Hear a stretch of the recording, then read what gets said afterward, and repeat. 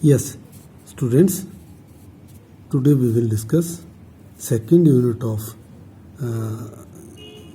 second book, that is CHEM 307 और इसका नाम है यूनिट का सोसाइटी एंड केमिकल पर्सपेक्टिव। इसमें सबसे पहले आएगा साइंटिफिक लिटरेसी क्या होता है। हमको जो मेन मतलब है वो केमिकल लिटरेसी से। सोसाइटी में लिटरेसी होनी चाहिए केमिस्ट्री के बारे में भी। केमिकल लिटरेसी का क्या मतलब होता है? Learning the chemistry that has direct application in everyday life. कम से कम उतनी सोसाइटी उतनी केमिस्ट्री तो लर्न करे कि जो आप एवरीडे लाइफ में आपकी केमिस्ट्री की एप्लीकेशन यूज होती है उसका तो पता होना चाहिए। It enables the person to understand environmental issues। जो केमिकली लिटरेट आदमी होगा वो एनवायरमेंटल इश्यूज को समझेगा, लाइक ग्रीन हाउस इफेक्ट क्या होता है, इसको कैसे कम किया जाता है, कौन कौन सी green house effect creating gases हैं, ओजोन लेयर डिप्लीशन क्या है, इसको कैसे कम किया जा सकता है, एसिड रेन क्या है, ये जानना जो है वो अदर केमिस्ट्री रिलेटेड इश्यूज अगर हैं। How chemistry helps man in everyday life, ठीक है। Topics like air and water, energy resources, plastic and polymer, ये हमारे सिलेबस में है अभी। ये इनके बारे में अंडरस्टैंडिंग जो है वो आ सकती है किससे? केमिकल लिटरेसी से। फिर आपका आता है एनर्जी फ्रॉम नेचुरल रिसोर्सेज। सबसे पहला जो आपका टॉपिक है सिलेबस में, इसमें आएगा include electricity and heat generated from solar, wind, ocean, hydro power, biomass. Biomass में तो सारे ही लिविंग ऑर्गेनिज्म आ गए वैसे, लेकिन यहाँ पे जो बायोमास का मतलब लिया वो कोयला जलाने से या फ्यूल जलाने से उससे नहीं है। यह है जो बायो इथेनॉल वगैरह आप प्रोड्यूस करते हैं वेस्ट उससे। तो geothermal resources, biofuels, hydrogen derived from renewable resources.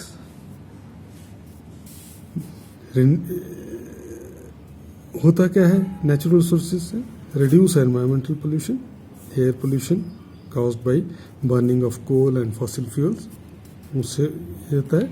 It can displace conventional fuels in electricity generation.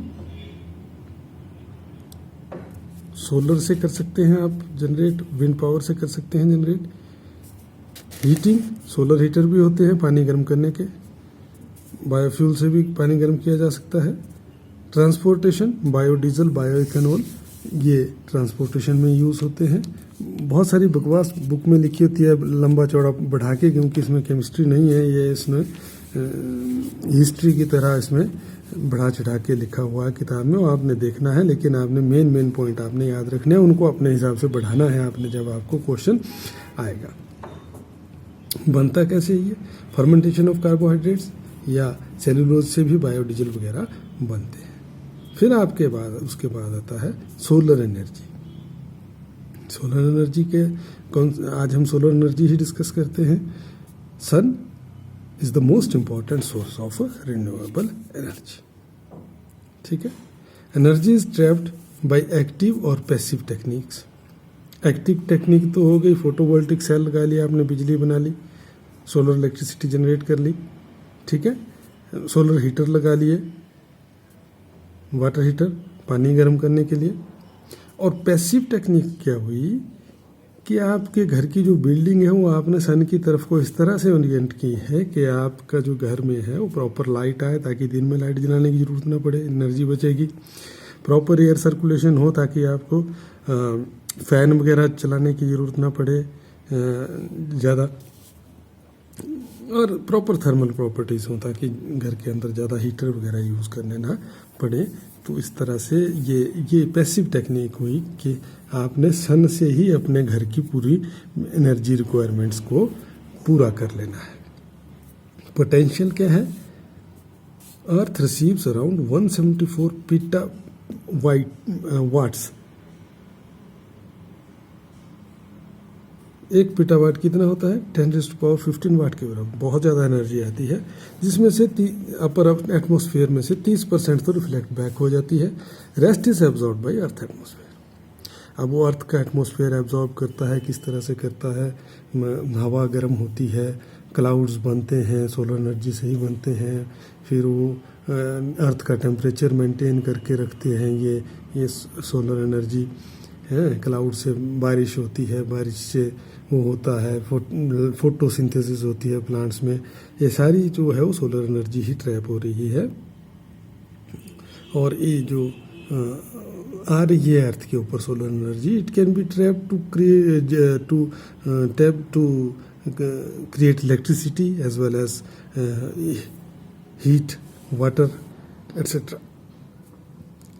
Advantages क्या हैं सोलर एनर्जी के, फिर वही 8-10 एडवांटेज लिखे हुए हैं किताब में, मैं थोड़े से लिख देता हूँ।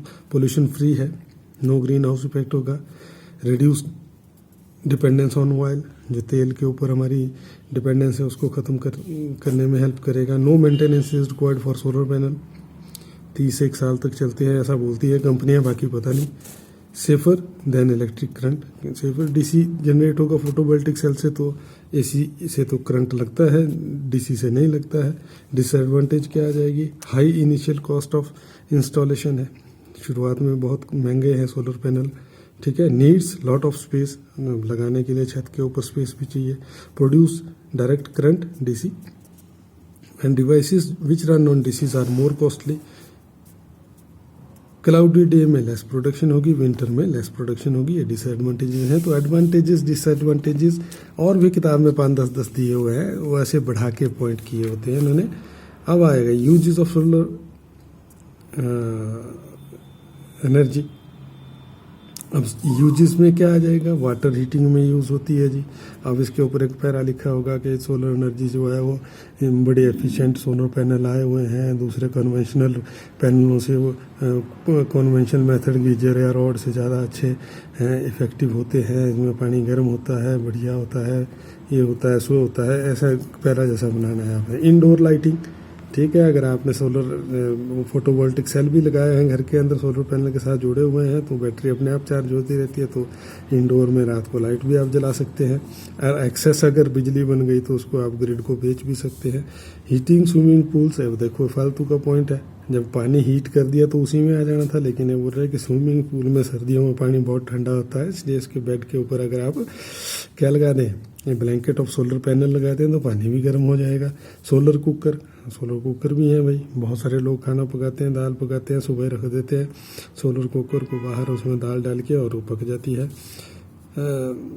फिर फालतू को पॉइंट ऐसे बनाते हैं, solar energy in residential area, और लास्ट पॉइंट है सोलर एनर्जी फॉर इंडस्ट्री। अब रेजिडेंशियल एरिया में भी सोलर एनर्जी वही करेगी जो इंडस्ट्री में भी करेगी। अब रेजिडेंशियल एरिया में अगर होगी तो हाउस होल्ड हीटिंग और लाइटनिंग के लिए यूज़ होगी, और इंडस्ट्री में होगी तो पावर जो है वो प्रोडक्ट्स बनाने के काम आएगी। तो इस तरह से ये पॉइंट्स बनाने हैं। I think this is sufficient for today. Next time we will discuss another form of energy, that is fossil fuels. Okay.